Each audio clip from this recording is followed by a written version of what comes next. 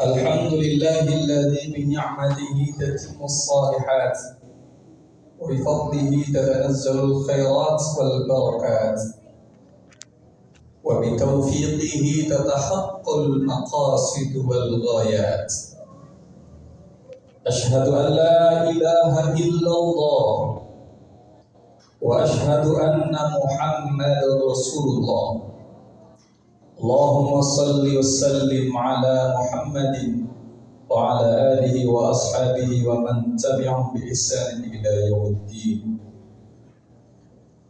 يا أيها الذين آمنوا اتقوا الله حق تقاته ولا تموتن إلا وأنتم مسلمون.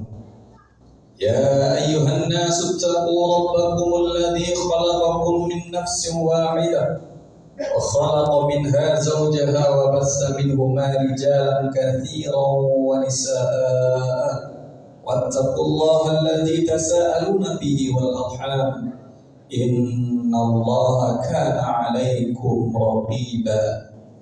يا أيها الذين آمنوا اتقوا الله وقولوا قولا سديدا يصلح لكم أعمالكم ويغفر لكم ذنوبكم ومن يطع الله ورسوله فقد فاز فوزا عظيما. صدق الله العظيم. أما بعد. Jemaah ibadah Jumat yang dirahmati Allah Subhanahu wa Ta'ala. Yang pertama dan paling utama, mari kita selalu bersyukur kepada Allah Subhanahu wa Ta'ala. Kita bersyukur atas seluruh nikmat yang telah Allah berikan kepada kita. Mari kita bersyukur dengan sebenar-benarnya, tidak sekedar di lisan saja, tetapi bil qalbi wal lisani wal jawarih, yaitu dengan hati, lisan, dan juga amal perbuatan badan kita.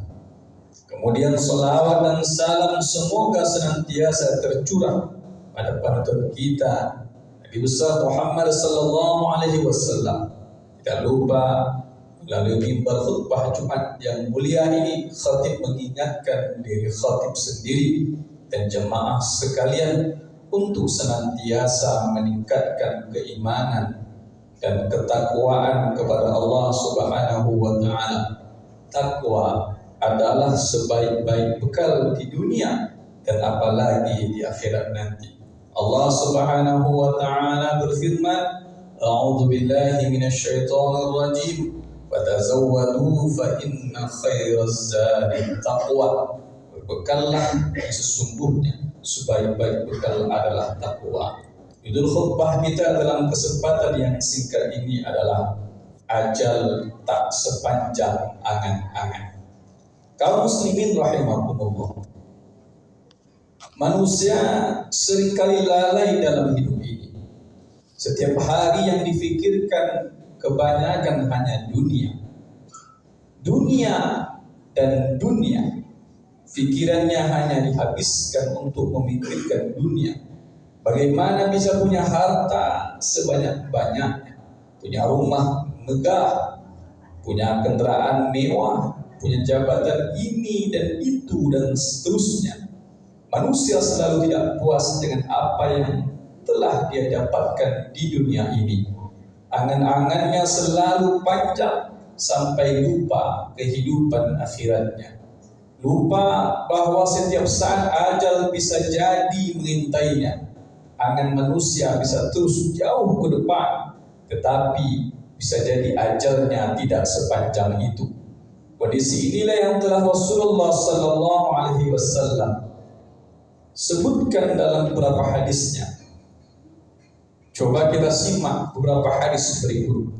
Hadis yang pertama diriwayatkan dari sahabat Anas bin Malik radhiyallahu anhu. Beliau menceritakan, khattun Nabi sallallahu alaihi wasallam khututan faqala hadzal amal wa hadza ajalu fabainama huwa kadzalik iz ja'ahu al-khattul aqrab. Nabi Muhammad sallallahu alaihi wasallam menggaris beberapa garis lalu bersabda, Ini angan-angan manusia dan ini ajalnya. Ketika ia dalam keadaan demikian atau mengejar angan-angannya, tiba-tiba datang kepadanya garis yang terdekat atau ajalnya. Hadis riwayat Bukhari. Hadis yang mulia ini dengan jelas menyatakan bahwa manusia hidup di dunia ini telah ditentukan jatah hidupnya, telah digariskan ajalnya, kapan kematian akan menjemputnya. Manusia tidak akan mungkin mampu melawat atau melewati atau melampaui garis ajal yang telah ditetapkan. Dengan berlalunya hari, bulan, bahkan tahun, sejatinya mendekatkan manusia pada garis akhir ajalnya. Namun ironisnya, manusia malah semakin berpanjang angan, malah semakin ingin kejar ini dan itu. Dia mengira garis kehidupannya masih panjang, sepanjang angan-angannya. Terus mengejar dan disibukkan dengan angan-angan duniawi dan lalai beramal untuk akhirat. Kondisi ini terus berjalan sampai ajal menjemputnya. Garis ajal manusia lebih dekat daripada garis angan-angannya sendiri. Hadis berikutnya Rasulullah SAW juga menyampaikan, Nabi Muhammad SAW menggambar persegi 4 dan membuat garis yang keluar darinya di tengah persegi 4 tersebut. Beliau juga membuat garis-garis kecil ke arah garis yang berada di tengah kotak tersebut dari arah sampingnya. Beliau bersabda, ini adalah manusia, menyebutkan garis tadi, dan persegi 4 ini adalah ajalnya, mengelilinginya atau telah mengelilinginya. Sedangkan garis yang keluar darinya adalah angan-angannya. Dan garis kecil-kecil ini adalah ujian-ujian. Jika tidak terkena ini atau suatu jenis ujian, pasti terkena ujian yang lain. Dan jika tidak terkena ini, pasti terkena yang itu. Hadis riwayat Bukhari. Ma'asyiral muslimin jamaah Jumat rahimakumullah. Hadis Rasulullah yang mulia ini memberi gambaran yang luar biasa terkait kehidupan manusia. Perjalanan manusia itu diibaratkan sebuah garis yang panjang. Namun garis itu dibatasi oleh garis kotak persegi 4 yang tidak lain adalah ajalnya. Garis angan-angannya bisa melewati atau melampaui kotak tersebut, tetapi ajalnya tidak. Dan dalam hidup ini juga telah ditentukan garis-garis ujian. Jika tidak terkena suatu ujian, pasti terkena ujian-ujian yang lain. Dalam hadis yang lainnya, Rasulullah SAW menjelaskan bahwa faktor yang menyebabkan lainnya adalah kematian atau ajal menjemput manusia. Salah satu di antaranya pasti menimpanya. Tidak ada pilihan. Ada yang meninggal karena sakit, ada yang meninggal karena kecelakaan atau sebab lainnya, atau minimal manusia akan menua dan pasti kemudian akan meninggal juga. Dalam hadis riwayat Tirmizi, Rasulullah SAW bersabda, telah diciptakan di dekat anak Adam 99 musibah atau ujian sebab kematian. Jika dia tidak terkena semua musibah itu, dia pasti mengalami ketuaan dan lahirnya meninggal. Jemaah rahimakumullah, kehidupan akhirat adalah kehidupan yang abadi, kehidupan yang lebih baik dan lebih kekal. Namun kebanyakan manusia, terutama orang-orang yang ingkar, kafir, lebih mementingkan kehidupan dunia. Allah Subhanahu wa taala berfirman, "A'udzu billahi minasyaitonir rajim, wa tu'thiruna al-hayatad dunya wal akhiratu khairun wa abqa." Tetapi kamu memilih kehidupan dunia, sedangkan kehidupan akhirat adalah lebih baik dan lebih kekal. Al-A'la ayat 16-17. Manusia benar-benar telah mabuk dengan kesenangan dan angan-angan duniawi, terus kejar dan bermegah-megahan dalam kehidupan dunia sampai ajal menjemputnya dan masuk ke dalam liang kubur, sebagaimana firman Allah Subhanahu wa taala, "A'udzu billahi minasyaitonir rajim. Bismillahirrahmanirrahim. Alhaakumut takasur hatta zurtumul maqabir."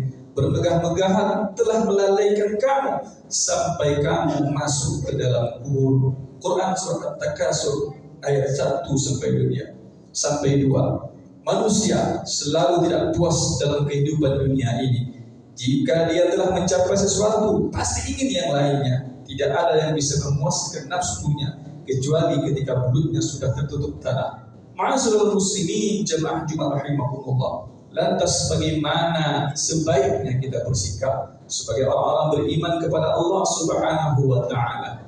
Dan sejatinya dunia ini begitu menyilaukan mata, membuat manusia kebanyakan tergoda akan kehidupan dunia. Namun yang perlu kita pahami adalah sepanjang kita hidup, yang namanya ujian pasti akan datang, pasti akan silih berganti menghampiri kita. Namun yang terpenting adalah bagaimana kita mengambil sikap atas semua yang sampai kepada kita.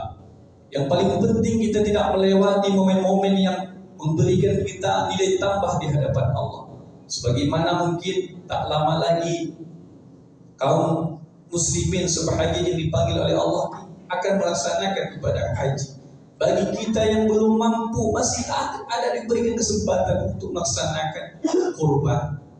Maka momen ini menjadi hal yang sangat baik bagi kita. Perlu kita introspeksi. Kita sudah mungkin belum mampu untuk menunaikan ibadah haji.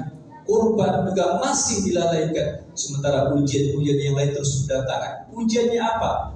Ujian mungkin kita ingin ini dan ingin itu, sementara kemampuan kita belum ada. Tetapi kalau kita mau betul-betul mempersiapkan kehidupan akhirat kita, mempersiapkan setiap momen-momen ibadah yang telah Allah sediakan bagi kita sepanjang hidup kita, kita manfaatkan dengan sebaik-baiknya seperti ibadah kurban ini. Saya kira sebahagian besar dari jamaah Jumat rahimakumullah pada kesempatan ini ingin sampaikan, kita sanggup.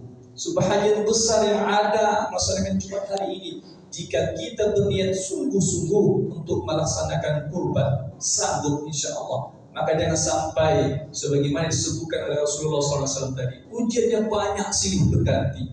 Jangan sampai lalai, ujian datang kepada kita berlalu terus, nanti hingga ajal membatasi kita. Na'udzubillahi min dzalik. Kita berlindung kepada Allah dari hal yang demikian. Barakallahu li wa lakum fil Qur'anil azim wa nafa'ani wa iyyakum bima fihi min al-ayati wa zikril hakim. Aqulu qawli hadza wa astaghfirullahal azim li wa lakum wa li sa'iril muslimin wal muslimat fastaghfiruhu innahu huwal ghafurur rahim.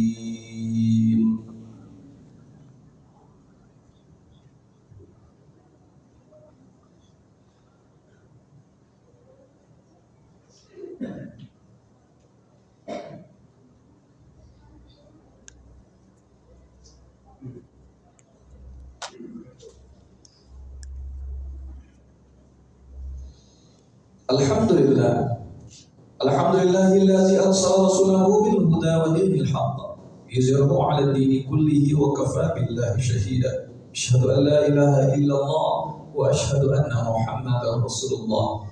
Allahumma salli 'ala sayyidina Muhammad wa 'ala ali sayyidina Muhammad. Amma ba'du fa ya ayyuhal hadirun usikum bi nafsi bi taqwallah faqad fazal muttaqun. Wa qala Allah ta'ala fil Qur'anil Karim, أعوذ بالله من الشيطان الرجيم إن الله وملائكته يصلون على النبي يا أيها الذين آمنوا صلوا عليه وسلموا تسليما اللهم صل على سيدنا محمد وعلى سيدنا محمد كما صليت على إبراهيم وعلى إبراهيم وبارك على سيدنا محمد وعلى سيدنا محمد كما باركت على إبراهيم وعلى آل إبراهيم في العالمين إنك حميد مجيد. اللهم اغفر للمسلمين والمسلمات والمؤمنين والمؤمنات الأحياء منهم والأموات برحمتك يا أرحم الراحمين.